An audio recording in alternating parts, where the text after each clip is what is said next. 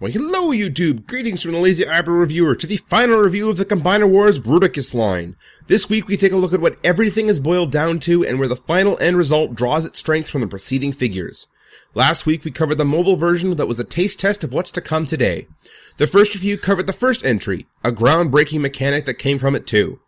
Review 3 showcased Brawl, the heavily controversial and, in my opinion, the figure out of all everything that had the most thought and care put into it.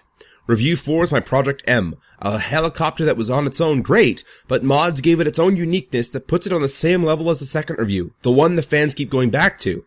And evidently, I have forgotten to mention something. Items can be turned on for Vortex and Blast Off, but they're items we've seen before and not really anything special. A machine gun rifle, and a flamethrower that's been customized. Nothing to sneeze at, really. All of them also come with those hideous, disgusting, virus-ridden Coxsackie virus A16s. You know, hand, foot, and mouth disease. I'm mentioning it now, just so y'all know I will not be using them again. Alright then, Bruticus time! Alright, Melee and Project M go to arm modes. Smash 64 and Brawl get to be legs. Replacement hands and feet, limb modes ready to go. If you want leg options, those bits can go up. I'll leave the Brawl turret up, and despite the apparently cartoon-accurate Unite Warrior Swindle doing it, I leave the rule cage down. Because come on, tell me that doesn't look way better than Rook. Alright, Onslaught. Open the chest and put the head away. Put the arms up like Hotspot. Unlike Hotspot, rotate the shoulders 90. And then, like Hotspot again, collapse the legs. Spin the wing bit 180. Take those pathetic excuses for cannons off. Snap the head into position. Fold down the crotch plate. Fold over the head cover back brace. And fold the wings forward to prepare for limbs. On the back, replace the really terrible guns. Fold back the covers for the arm connection ports, slot in an arm, close the wing until it pegs into place, slot in the legs, and modded Bruticus. Almost. We have a few more things to do. First off, replace those silly, useless gray cannons from Defensor that can barely be seen from back there with proper size Cyclonus or Scattershot guns. And I don't really like the way the shoulders sit with the rotated arms. I know I'm not the only one, but a lot of people tend to correct this by leaving the shoulders positioned like Defensor, which causes the chest wing to not sit right or tab in, and we lose stability to boot. So all we have to do is take Onslaught's forearms and wrap them around to enclose the cannons and lock them into place. This also has a side effect of filling in the back and making the chest look a bit bulkier. So Bruticus, and oh man, what a figure to behold! Those that have seen my quick review the day after Abigail was born may notice right away a few colors have changed. It's a little hard to see with the lighting setup, and well, that doesn't help much either, but I've painted the chest wing black, the sections here brown, the surrounding raised section brown, the front purple, and applied a 3D printed Decepticon symbol from Toy Hacks. Beyond that, behind the chest wing, the crotch plate, the thighs, the rear artillery cannons, and head are now entirely metallic silver. Honestly, I'm kinda glad everyone mentioned the Sea of Silver. I did like it initially, but it motivated me to do a bit more research and alter the colors. And well, this is my end result.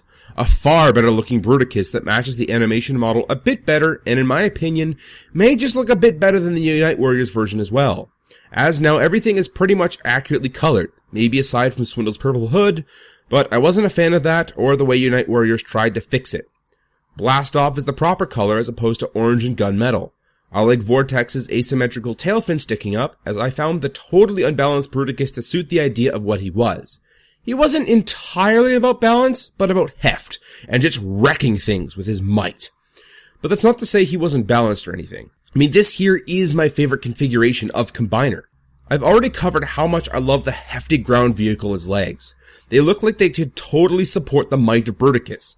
It's like 64 and Brawl made good foundations. Then, Blast Off and Vortex with their thinner, sleeker alt modes made up for the speed and mobility of the arms to allow Bruticus to move freely, much like their counterparts were considered the height of the series. And then the 3D teaser couldn't have been a better taste to what's to come. The hefty figure that ties them all together clearly shows all of the designs and backgrounds of the limb titles were taken into account and used to bring us to our final product. This would even be great on its own, but unlike how long it took other figures to receive a mod, Bruticus had his code cracked within the year, with hand-foot upgrades intended before the figure was even released, hand and artillery cannon upgrades coming shortly after, and my own personal skins applied after the hack became widespread. This is the final figure we've all been building up to, and what a great figure it is. Now, one other feature he had that skipped Canada, or at least Vancouver Island for whatever reason, is he held Shockwave as a gun once in the cartoon, and a Legends Shockwave was made. But I don't have it. Mind you, I thought the Shockwave gun was a wee big for him anyway, so here's what I do. I do have Deluxe Follow Cybertron Shockwave, but that won't turn into a gun at all for Bruticus. So, a set I got a long time ago for Jazz comes into effect. There was once a kit to turn Reveal the Shield Jazz into a Shock Blast figure. This kit came with stickers, a replacement head, a replacement gun hand, a 5mm Megatron gun for the Classics figure, and finally a 5mm Shockwave gun. I mean, you could give Megatron to Frankenseeker, but Shockwave, well, it's a bit tinier than I like. Bruticus does wield it no problem.